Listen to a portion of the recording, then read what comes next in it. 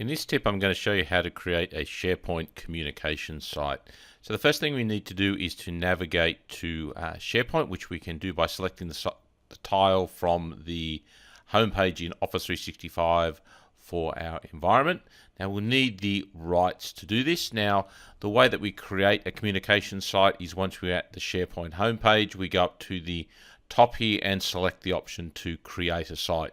You'll see that we get the option between a team site, which is typically used for collaboration, and then on the right we have the communication site. So we select that, and in this case we're just going to call it intranet, and you'll see it gives us a site address and a URL, and we can now choose over here on the left whether it's going to be a topic or a showcase, or we want a blank. So the showcase will look like that, and the blank will obviously be a blank starting page. So in this case we're going to stick with topic, and I'm going to go in there and select finish.